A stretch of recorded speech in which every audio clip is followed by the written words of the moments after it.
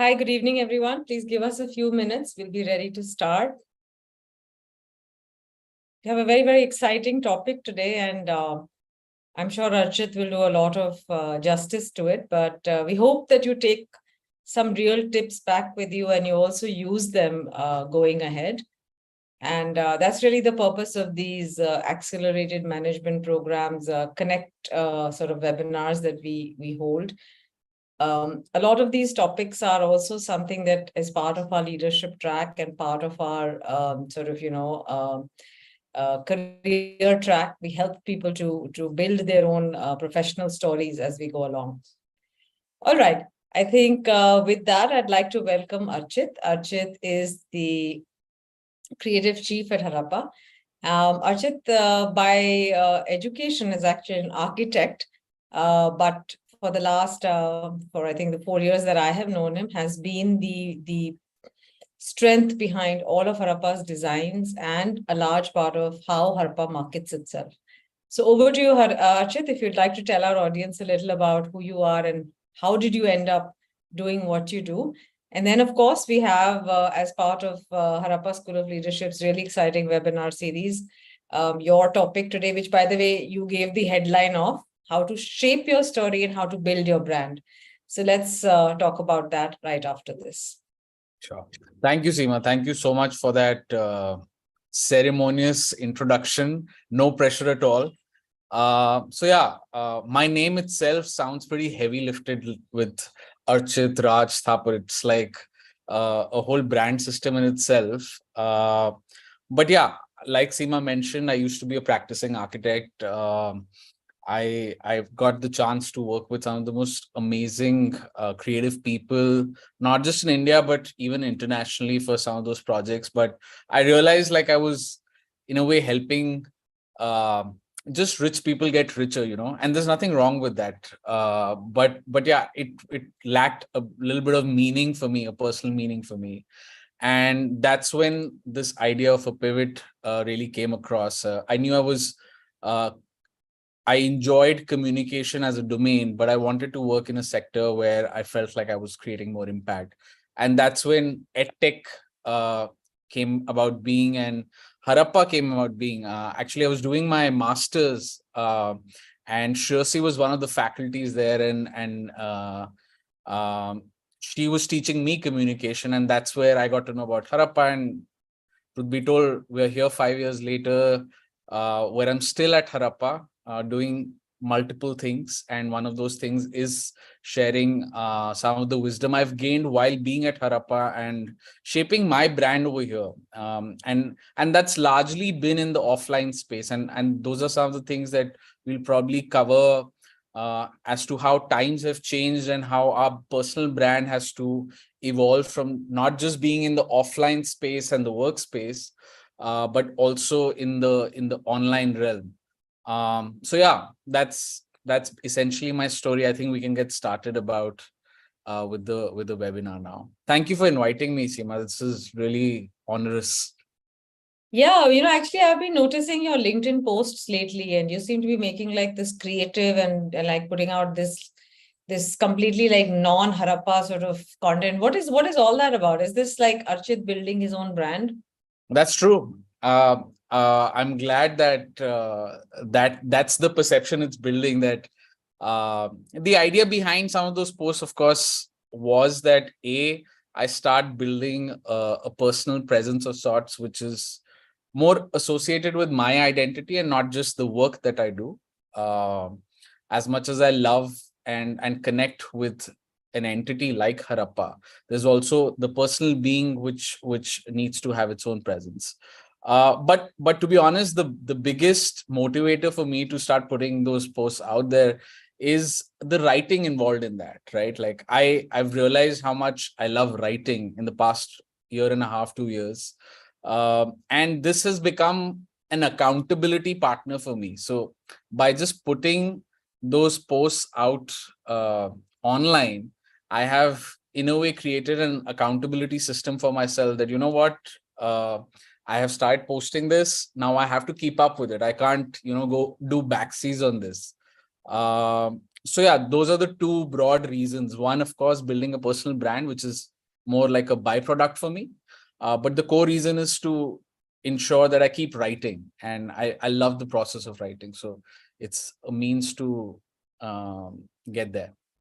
So when people actually sit down to shape their own story, or they only want to build their own brand, uh, is it important for us also to sort of spend time and attention on how we write and what we write, especially when it's for social media?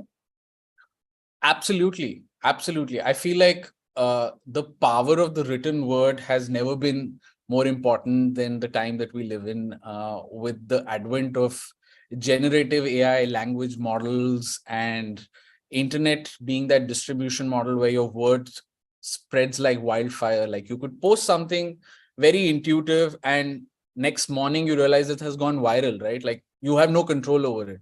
So of course there has to be some sort of concerted effort that needs to go into what you write about. Again, I wouldn't say that people who don't enjoy writing or are somewhere where they lack the skill of copywriting should shy away from building their brand. Writing is just one of the various mediums. And what are the other ways in which one can do this?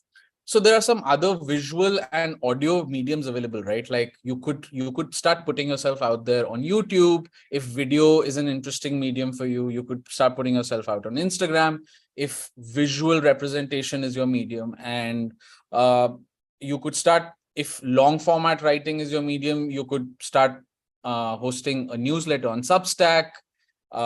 If audio is your medium, you could start your podcast on Spotify.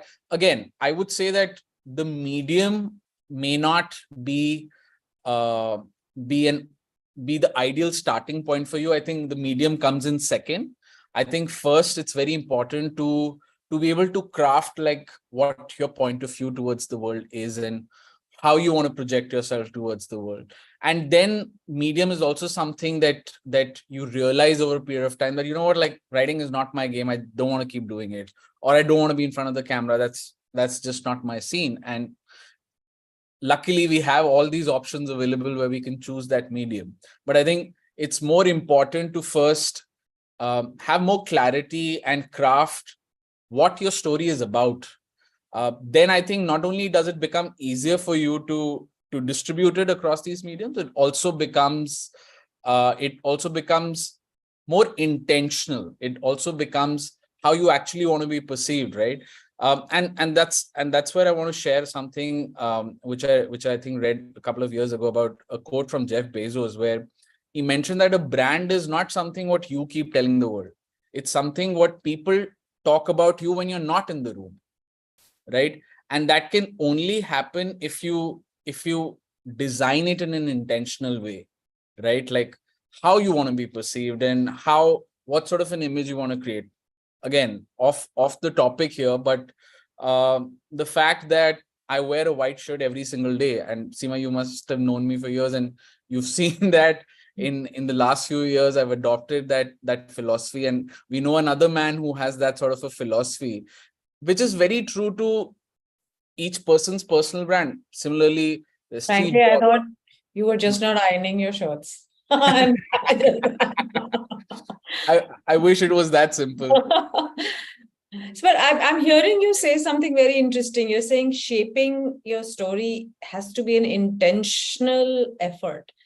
Exactly. It's not something that, just happens, life happens, and then you just learn how to tell the story. You're actually saying that the story that we actually want to tell other people should be shaped, which means you Exactly. actually cherry pick, or you take things that you think are important and then sort of is that what you're where you lean? Absolutely spot on, Seema, because I feel like uh I mean, I'm sure there are some gifted people who don't need to shape their story and they can just speak them mind, and people will perceive it the right way. But for the unfortunate ones, I would consider myself one of those to be, where it's important to put in the effort to first be clear about what you want to say, right? And that's where shape your story comes in. I do have a short deck, Seema, if this is the right time to present it. Absolutely. Absolutely. And everyone, we are very, very, interested in your questions. Please feel free to put your questions in the Q&A box. Archit and I will take them as he goes along. I can already see one question there, but do put your questions in the Q&A box. It's easier for us to see them there and answer. Please go ahead, Archit. Thank you. Thank you, Seema. I'm going to try and keep this monologue really short so that we can continue with this conversation. But I do want to emphasize on how do you actually break down the process of shaping your story, right? So let me just get started. I hope my screen is visible, right? Yeah, awesome. So yeah, the idea behind shape your story is that you do put in a linear effort of starting somewhere and then putting it together in a structure and then being able to articulate it, right? It's a in a way it's a 3-act play, and that's the way I'm going to be sharing how to go about building or shaping that story. The first act is essentially very reflective and very in many ways profound, because that's where you have to do a lot of reflection, digging deep in terms of what your preferences are, what your styles are. So it's an act of assimilating, right? Like assimilating all that you think is true about you, right? That's the first act. The second act is the anchor of your story. And when I say anchor, it essentially means like, why do you do what you do, right? Like, what gives you meaning in things? And I have to say, this by means is the toughest bit to crack. I think you can very well do act 1. You can very well do act 3, which is articulation. There are multiple techniques to go around and do to act 3, but it's the anchor that sometimes even takes years for people to figure out. And I don't want to scare people off, but it took me a while to identify my anchor. But yeah, if I were to break this process down and get right into it, you start with the first aspect of assimilate, which is cataloging some of your life moments, right? It's a very analyst kind of a task. All you have to do is reflect on some of these moments, like moments of joy, some moments of struggle, some moments of growth, even some moments of conflict. And the reason why I'm asking you to do this is because it'll help you jog your memory on the experience around that moment. It's not as critical as to capture, oh, I did this 14 years back, 3 months ago, and all of that. It's more important to understand, why is it that you're recalling those moments about you? What impact did those moments create in your life, right? And we, of course, in the day-to-day, we end up negating all of these experiences. There is no place where we've locked down. Of course, we've got visual memories through our photos and videos. Some people write blog posts, so they have some sort of articulated memory, but there's rarely a chance where you get to catalog some of your life moments, right? So the first act is simply to just do that. Again, there's no hierarchy of events in this. There's no right or wrong in this. It's just about capturing. No one will get to see this, so don't worry. It's safe with you. The second aspect is more about probing some of these life moments, right? Like, now that you've captured all these moments and you have it in front of you, probing a little bit more about your life, which is, the way I like to put it, is some of your unfair advantages, right? Like, you feel like that make you really unique, that make you stand out. It could be some of your skill sets, it could be your tastes, it could be certain quirks. For instance, and this is just a coincidence, for a very long period of time, I used to introduce myself as, I'm Archit. My name is the first 6 letters of architecture, right? And that's just a coincidence, by the way. A lot of people used to find that gimmicky, and some people used to love it, and most of the people would recall me by just saying that in my first interaction with them. And again, that's just a coincidence. There's no merit in this. I'm sure my parents didn't know that I was going to sign up for being an architect and then also quitting it. But the advantage of using that in some of my conversations became a unique aspect about me. People started recalling that, oh, this is the guy whose first name is the first six letters of architecture, and he's also an architect, you know. Uh, and again, there is no template for this. This is something that you'll have to dig about. Um, and once you have that list with you, you'll have to go one layer deeper and ask about the why, the how, and the where. Again, paint that moment and paint those instances in much more detail. Again, you don't have to share those details with anyone. The idea is to make sure that you're not missing out on what you've lived so far, all your lived experiences so far. I mean, the whole point of shaping your story is also to be able to tell stories that you've experienced, right? So the idea behind Assimilate is that.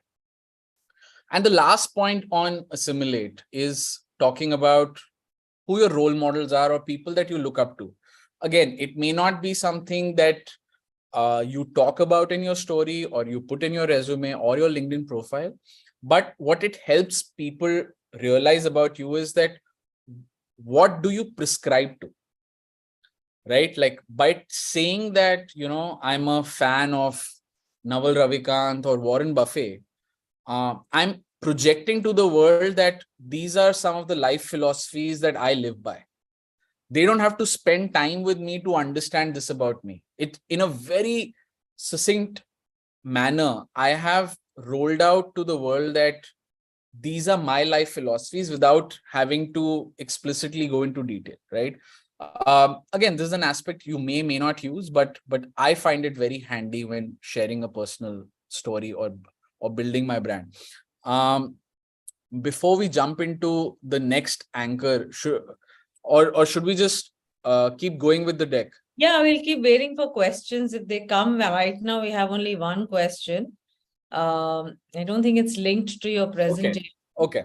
So let me keep going then. And while we are taking this quick break, guys, we're here to answer your questions. We're here to help you take away things. So please do ask in the Q&A box. Please feel free to put your questions, and Archit and I will make sure that we answer as many as we can. All right, Archit, go ahead. Thank you.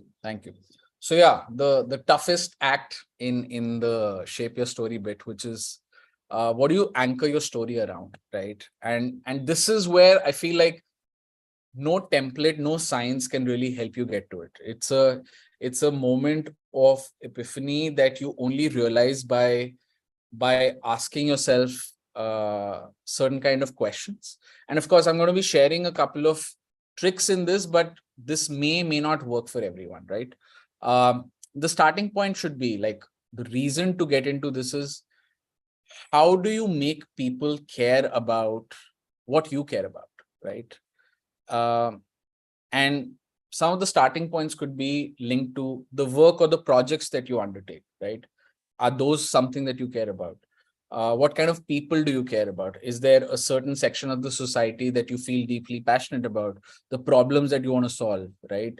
Who do you want to solve it for? And that's the kind of people. And how do you want to solve it for becomes the kind of work. And mind you, if you actually crack this format, this is a great way to capture your byline in your LinkedIn profile, is to what kind of people are you solving, what kind of problems you're solving, for what kind of people, and how you're solving that, which is your work. If you can capture that in a single line, in a statement, after going through this exercise, consider your job well done. That would be my take on that. The information that you're giving us, Archit, is really for your professional profile, right? Absolutely. Can I request everyone who's putting questions to please put them in the Q&A box? As I said, it's much easier for us to see them there rather than in the chat. Please go on, Archit. Thank you. So yeah, and the reason why I'm talking about care so much, or what you are really deeply passionate about, is because at the end of the day, you could be creating some of the best things in the world. You could be producing some of the best things in the world. You could be working with some of the most amazing people in the world.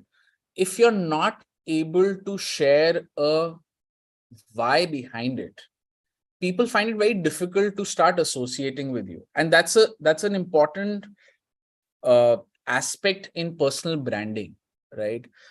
You want people to start associating you with something, and your why is the biggest aspect for it. And if I were to again share an example on how that works, this is one of my favorite brands, Apple, who've been doing this for years, and they still do it till date because it's so effective. So when they launched the iPod back in the day, there were a lot of other MP3 players in the market as well, which had a fair bit of tech advancement, and they would talk about X GB of storage, X gigahertz of processor, battery life, and whatnot. And iPod was like, you know what? I don't want to talk about all those things. We are better than them in all those regards. But what we're going to say is 1,000 songs in your pocket, because that's what the consumer cares about. They don't care about the GBs of storage or the GBs of RAM or the gigahertz of processor. Of course, there's a bunch of tech enthusiasts who would love to know about that, and that's great information. But the end consumer, the mass audience, they will get drawn towards how are you solving that problem for them. And the problem that you're essentially solving is just 1,000 songs in the pocket. That's it. So yeah, I would consider this example as a means to understand how to answer some of these questions that I've listed out, right? Like, if you as an individual were a personal brand, right? How can someone, and ideally the people that you care about, how can the people you care about really value that, this is the problem that you're solving for them, and this is how you're solving it for them, right? And I would use this as a reference point for it. And the last piece on the anchor bit, and this is something I found very useful. I've worked on this with some of my students, and they've benefited massively in identifying their why by doing this exercise, which is designing your ideal day, right? Again, you choose the format, whether you want to do it analogically, in an analog format or digitally, but capture an ideal day for you where you have no limitations, you have no restrictions, whether it's to do with the work that you're at right now, salary, nothing of that sort. Just what you would like to do in that day. What kind of interactions would you entertain? What kind of content would you consume? What kind of spaces would you like to visit and enjoy, right? Again, the reason behind doing this exercise is you'll start realizing what really matters to you, what really motivates you, what really drives you. And hopefully that will start answering your why and your anchor, right? So yeah, that was the second piece, the second act, the toughest act. And now is the fun act, which is the articulation, which is what we also teach in different manners and different techniques in AMP program, and a lot of other courses and programs at Harappa. And one of my favorite frameworks, which is thinking in threes. There's a reason behind the science of threes, like ABC, Kirkherger, Amar Akbar Anthony. Our mind is designed to absorb patterns when we see elements in groups of threes. The minute I reduce that to two, there is no pattern recognition. And the minute I increase it to four, it's too overwhelming for the mind. So the minute you group things in threes, the audience is able to really, I wouldn't say understand so well, but be able to recall what you really said, right? So whether it's you articulating it on your resume, whether it's you highlighting your key learnings or impact points on your LinkedIn profile, or when you're talking to someone and telling them who you are, use this framework of three. It ends up being more useful than you can think of, right? And another piece which I would love the audience to hopefully take away from here is which I like to call the story mountain. It's a framework where you understand the different modulations or different movements of the story, right? Imagine your story to be a a restaurant that you're visiting where you get access to a 3-course meal, right? Your first aspect is your appetizer, which is a hook to draw your audience in. The second aspect is the main course, which is where you tell about your what and your why and your how. And your last piece, which is the dessert, is something which leaves your audience on a high note, which gives a very fond, memorable memory of the space about you, right?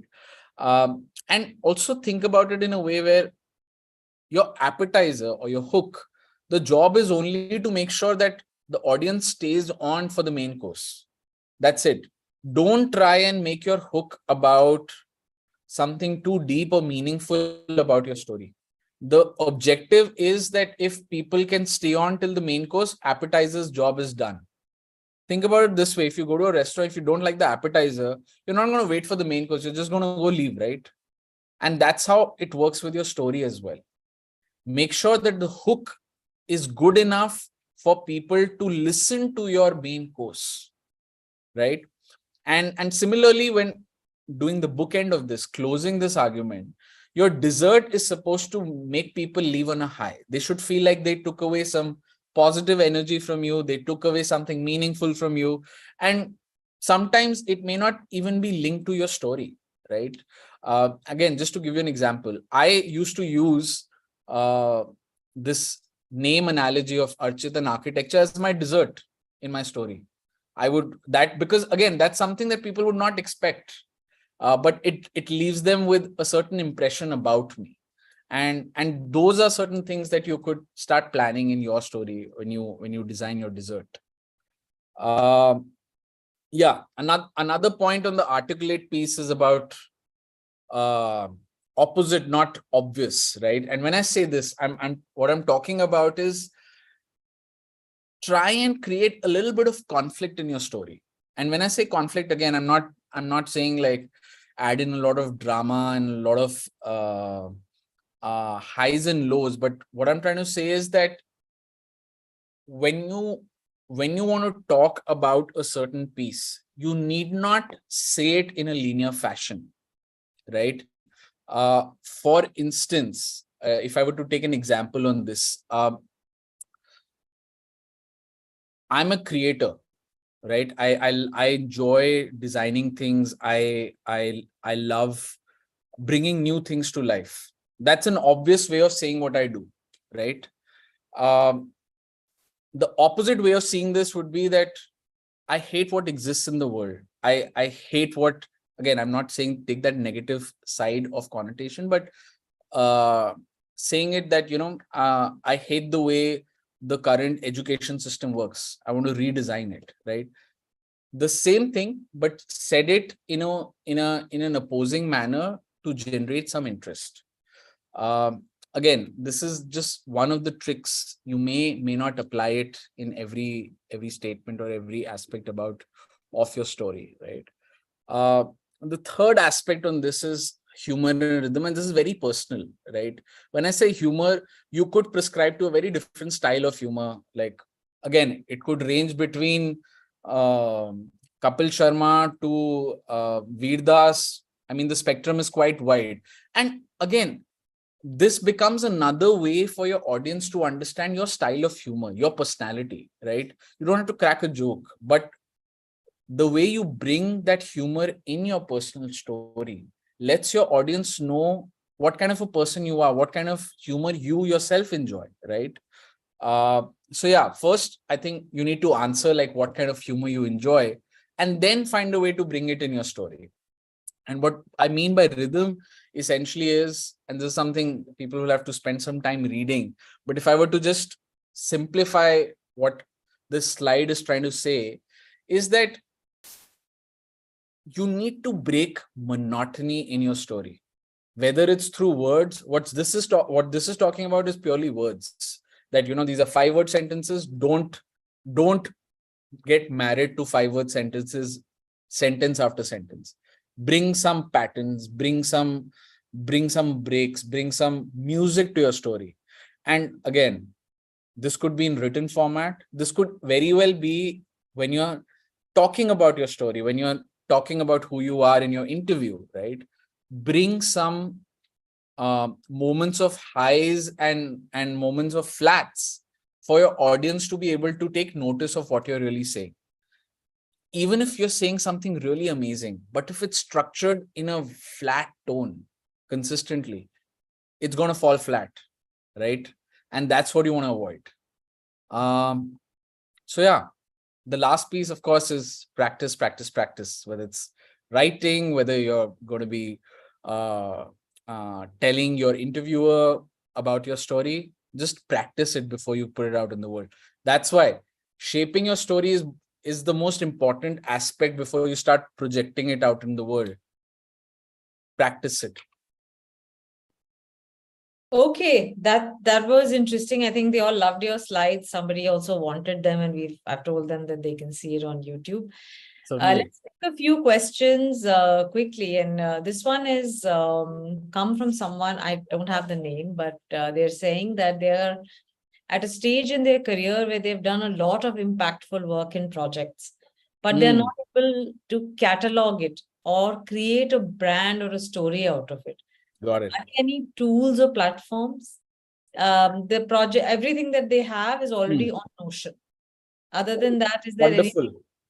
Wonderful. I love Notion, is why I got super excited. And I feel like that's one of those platforms that really democratizes people who love creating and bringing new things to world. So I think one way to look at this would be that if you've been doing impactful work for quite some time, I think one way to do would be to approach it from a framework that I like to use and I tell students about when they're building their resume, especially, or their portfolios, is the input, output, impact matrix. So what I mean by that is there are a lot of projects that you would have undertaken, right?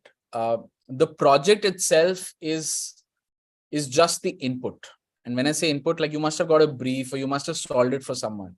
So capture the input about that project, like what needed to be solved, who were the stakeholders, things like that. And then get into the output, which is what solution did you create for that problem, right? And this is where people stop their portfolio or their resume. They talk about these two things in, of course, different articulations, but the most critical piece is the impact of your work. So when you say you did impactful work, and again, I'm just taking an example here. Let's say I got a brief from my CEO that, you know what, we need to create a new format of learning for X number of students in a particular community, and we go about doing that. So that becomes my input. The output is the solution that I came up with. You know that this is the format. We've got Thrive Masters, where we do industry show and tell, and that's my output.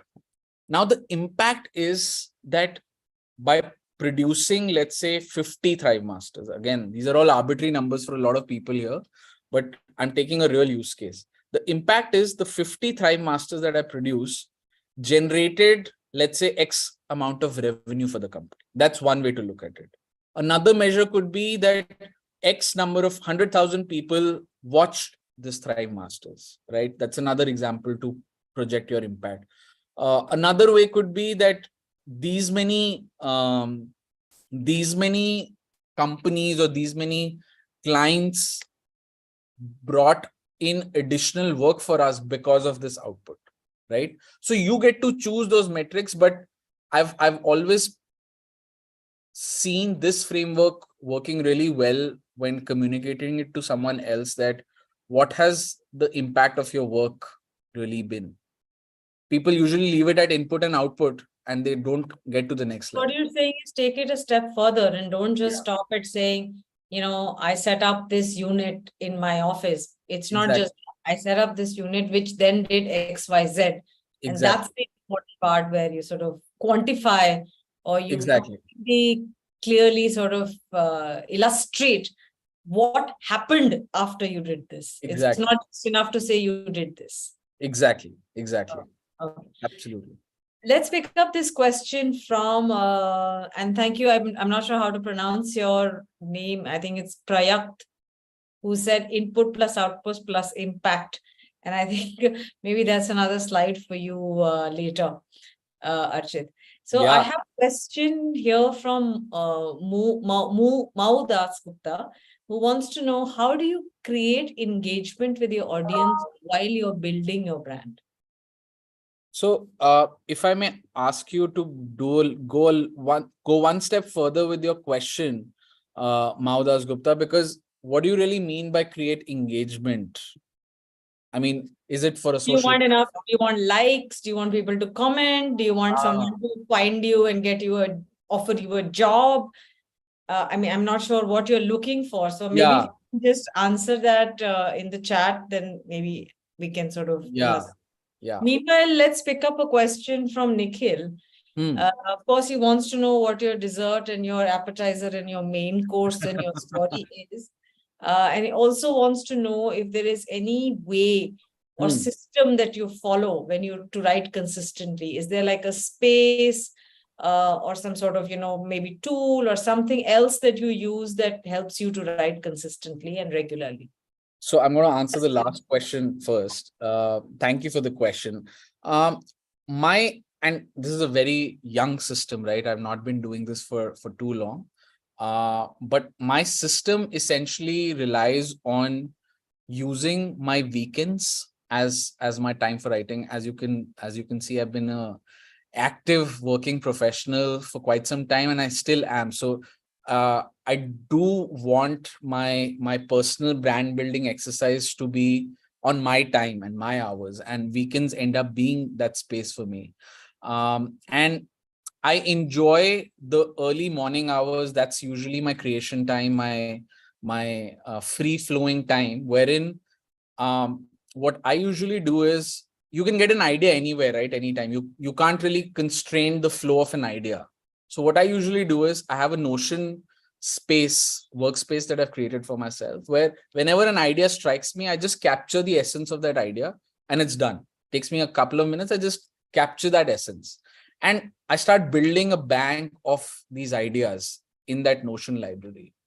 And consistently, what I do is, every Saturday morning and Sunday morning, I just open up that idea bank. I don't try and get new ideas when I'm writing, because it's counterintuitive for you to do research, seek new things while you're in the process of writing. I make sure that my idea seeking time is completely open ended.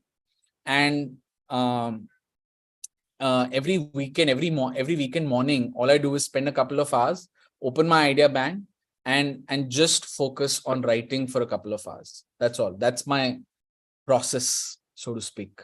And now we are getting to know the dessert and the appetizer and the main course of your story. So yeah, let me probably think about my current version of the story, right? Maybe my LinkedIn about section is the articulation of that. And if I can remember correctly, my hook or my appetizer is the point on, I don't prescribe to one life, one career. I just don't. I feel like I live in a time, and I'm a person who cannot continuously do one thing over a period of time. Even at Harappa, I've I've uh, I've been involved in various different kinds of roles over a period of time.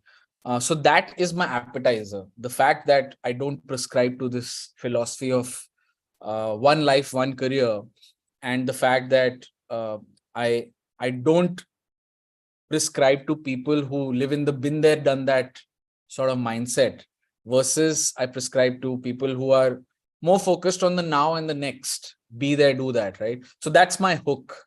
And my appetizer is what I said, right? My dessert used to be, like I said, Archit, the first 6 letters of architecture. But I think at the moment is probably about the perils of being such a person, right? The perils of being a person who's not satisfied with one life, one career. The perils of being so curious, the perils of always wanting to do something new and different. It comes with this sort of anxiousness of How do you keep feeding this beast? And that's my dessert of my story, that while it's all hunky-dory, it sounds great, there are some consequences of this. That's So deep. yeah, it's a bitter dessert. Yeah. I don't even know if it's a dessert. But anyway, we have a Maybe a cocktail. interesting question here from someone again who hasn't put their name. And by the way, Mao has come back with what, and I'm really sorry if you're mispronouncing your name. Has come back with their question. But let's take this one first, because I think this is very Yeah. important. How to tackle imposter syndrome while building a personal brand, and how to how to avoid getting drawn to fake it until you make it sort of mindset. That's an interesting and a tough one. And to be honest, I don't think you can get over the imposter syndrome ever. Like, I'll be very honest with you. It's a feeling that you have to keep playing and fighting with consistently. And the way at least I solve for it myself, uh, and it has worked for me. I would like to believe that it has worked for me. Is that instead of thinking about what others are going to think about me, so again, maybe some deeper life yarn, but might end up being useful.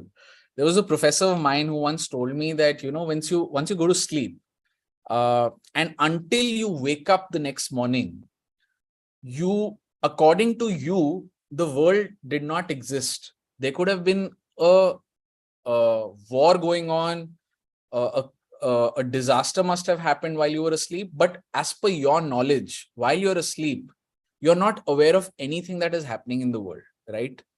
So, taking a cue from that, people are not concerned about you. There, no one is trying to figure out. No one is as bothered about you as much as they are about themselves, right? The minute you realize, like, the people who are looking at me or looking at my work or looking at my social media are not here to judge me, because they are also under that fear of being judged, you somehow start feeling more comfortable with the idea of that, what, like, if I'm going through an imposter syndrome situation, the other person is as well. So might not give in to that, right? That's one aspect of it. The second big advantage I've seen is that I create this habit of getting small wins on a regular basis, right? And by small wins, all I mean is I do something on a consistent basis where I feel like, oh, I've won. That gives me immense confidence on a regular basis, where I, in a way, mute my imposter syndrome, right? And those small wins could be as simple as, I made sure I reached work on time. That's it. Just that habit of seeking smaller wins goes a long way in boosting that confidence and subsiding that imposter syndrome. But that's a very deep topic. Unfortunately, this may not be the right forum for it, and might require more expertise. But yeah, I'm just giving my 2 cents on it. Okay, let's take back that question. Mao says, how do you get people interested in your work and service, or get them to share feedback, share more thoughts? In short, how do you get people interested in you and what you have to offer while you're building your brand? So, okay, one way to look at it would be that, first of all, are you interested in what you've created or produced? Like, you need to build that objectivity that if I were listening to this story or seeing this post or watching this video, would I share this further? Would I give feedback on this? That's the first question I would try and answer, right? That you apply some sort of a self filter, that does it meet your quality criteria? If it does, then it will meet quality criteria for a lot of people, right? The scale may be different. Maybe there's just 100 people in the world who like that kind of thing. Maybe there's just 100,000 people who just like that kind of thing. But if it meets your quality criteria, then it should meet other people's quality criteria as well. That's one way to look at it, right? The second piece on this would be more to do with how are you consistently upskilling yourself on this front, right? You can be an amazing communicator about your story. You can have an amazing story, but you may not have the skill to communicate it impactfully. And that's where I feel like upskilling can really help. I have personally benefited a lot from that, by reading other people's posts, by watching other people's work, by watching other people's videos, by listening to other people's podcasts. That has really impacted me to take away, oh, if 100,000 people are watching this, what is it that's working in this video? I try and deconstruct that, and then I try and rebuild it in my own way. So that could be another approach to seek engagement, so to speak, now. I think I wanted to take this one quick question. We're almost at time. This is from Nitin Agarwal. And he wants to know, is there anything different that a businessman can do to build their personal brand through storytelling? Are there any specific ways? So, I mean, the only difference I would see between a businessman and a working professional essentially is that a working professional needs to prioritize their personal brand over the company that they're working for. Whereas a businessman has a lot of direct connection with their brand as well as that company's brand, right? So the only factor to look into is that how connected are you with your personal brand and your company's brand? Like, are your values and your company's value have a good enough Venn diagram overlap? And if so, then use that to your advantage, right? And if not so, then I'm not sure which one you should prioritize. That's a very subjective personal call as to should you promote more your company brand or should you promote more your personal brand. And if there's an overlap, then there is no fight or conflict, right? Then you can do both. You can speak your mind about both and it will still grow in the same fashion. You're on mute, I guess. Let's take one last question. Yeah. We're almost at time. This is Prayak Sudha. And I think he wants to know how to get past your writer's mental block and innovate in your brand. And of course, he wants to know, your slides are very engaging. What tool have you used to create your slides? Okay, fantastic. Thank you for that compliment. So first and foremost, I think I got too overwhelmed by the last compliment that I forgot the first question. What was it, Seema? Okay. It was if you have a writer's block or a mental block, what do you do? Any tips to deal with that? I do have an answer for this, but Seema, you should answer this first because you yourself are a. I have had a writer's block for the last 5 years, boss. Harappa completely cured me of writing. So. No, I mean, I think one of the things that I really liked what you said was you shouldn't be writing when you're ideating. Oftentimes you'll find that if you're thinking and then immediately also trying to write, you won't. It's always a good idea to put your idea down and then come back and visit it. You'll find that your writer's block sort of, it's less harder. And in my case, I think one of the reasons why I find it very difficult to write is because I also edit myself when I write. And that's a terrible, terrible way. Because then what happens is it's just that one paragraph that keeps getting polished and then nothing else happens. So, but unfortunately, I've been an editor for so long that I find it very difficult to leave that behind. But yes, I think those are my 2 tips. But yeah, the question was more for you. No, so I prescribe to that. There's a reason why I came up with this this system, right, of not ideating and writing at the same time, because I learned through some of the other experts in the industry that you end up spending way much more time as well as feeling that you're not writing enough because of trying to wear 2 hats at the same time. The other hack I would suggest on this is that do a top-down approach. And what I mean by that is spend as much time as you can on your headline.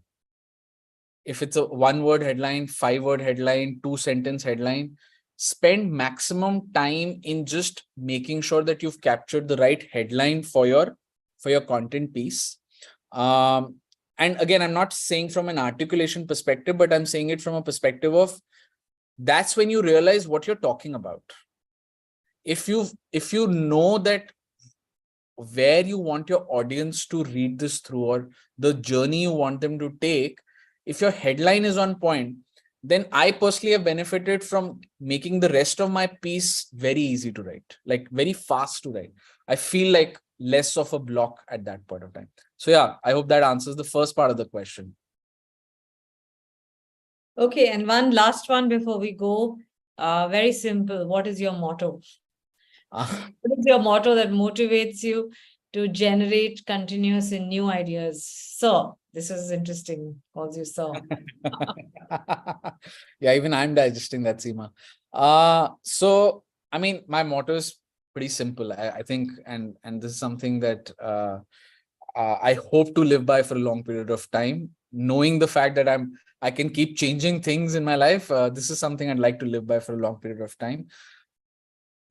The feeling that you can't live in your past glories, right? Like you can't live in your been there, done that. Acha, wo humne 4 saal pehle aise kiya tha. That's what we did 4 years back, and that's what we'll just do it again. I constantly want to ask myself, am I falling in that trap or not? And that's why for me, the motto is be there, do that. Be in the now and be in the moment, be in the present rather than in the past. So that would be my motto that at least I live by. All right. And on that note, I'd like to say thank you, everyone, for joining us. We hope some of you might feel interested and would like to sort of know more about the Accelerated Management Program, which is where Archit also teaches and helps you to sort of build. We do have a very, very strong layer on leadership and also marketing, product, data, etc. And I think it's a short-term program. We believe it also helps you to get some long-term gains. So with that, thank you so much. The email, etc., and all the other information is in the chat. In case you're interested, do reach out. Once again, thank you so much, Archit. Thank you, Seema. It was a pleasure. Thank you so much. Yeah. And if anyone wants to revisit the webinar, it's live on YouTube. And also the recording is available on YouTube. Please feel free to have a look. Thank you. Take care. Bye-bye. Thank you, everyone.